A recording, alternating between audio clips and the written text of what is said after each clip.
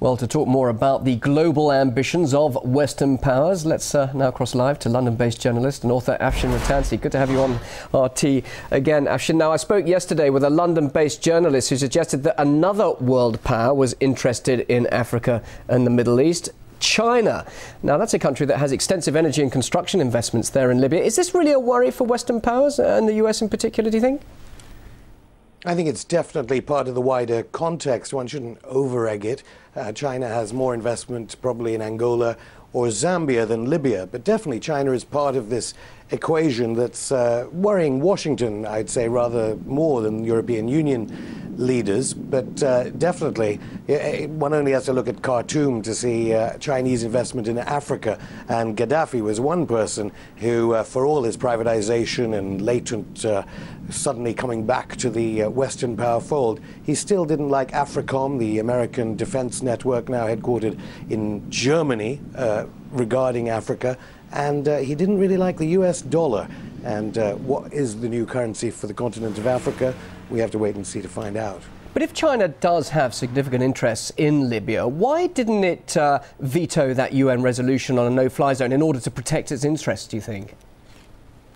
It's rapidly becoming a mystery to quite a few people why Russia and China decided to abstain in UN Security Council Resolution 1973.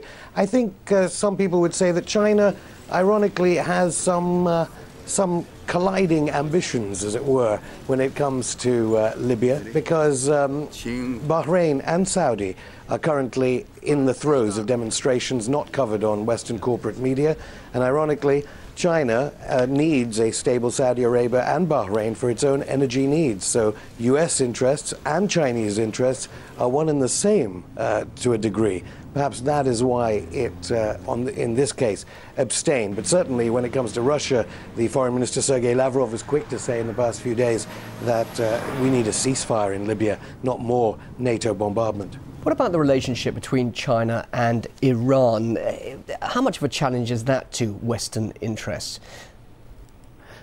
I think, as I was saying, that in Africa, countries like Sudan, which are outside of the US orbit, Iran is outside of the US orbit. There seems to be another hegemony in the making. Many people say that China, of course, is going to be the new superpower. Chinese investment in Iran totals some $165 billion or so. It is rapidly finding problems with UN resolutions regarding Iran.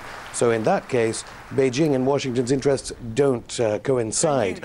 And I think lots of countries are now looking to perhaps go with the other side. Washington, it has to be said, according to one National Security Agency advisor, Mr. Donnellan, he said the reason we went into Libya, one factor was we had said Gaddafi had could no longer be leader, and it would look to Iran as if we make threats that we don't follow through on.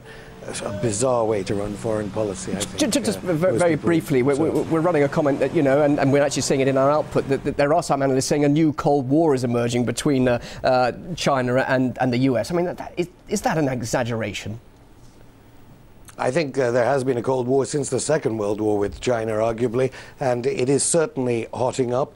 But the State Department, the think tanks on Capitol Hill don't seem to understand what to do, perhaps because of American lobbying firms on K Street in Washington, who themselves are trying to gain contracts with the world's fastest growing or most exciting economy like China. We mustn't forget, no government in the history of the world has brought so many people out of poverty, so many hundreds of millions of people out of poverty in such a short time as the Chinese government.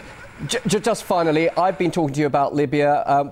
Very briefly, I want your comments about the current situation there in Libya.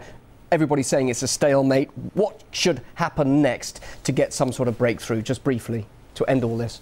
Well, arguably, we should quickly have Moscow and Beijing come in there, put their ceasefire plans that they've been urging on Washington in the West, and perhaps with Hugo Chavez of Venezuela. Peace, as Churchill said, jaw, not war.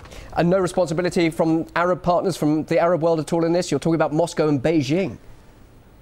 And the African Union as well. And I think many people on the in the Arab League are now very disquiet, very disconcerted by what is going on. The continued NATO bombardment and a very odd opposition group that no one is sure the makeup of. Journalist and author Afshin Rattansi joining us live there in London. Thanks for your comments. Always good to hear from you. Thank you.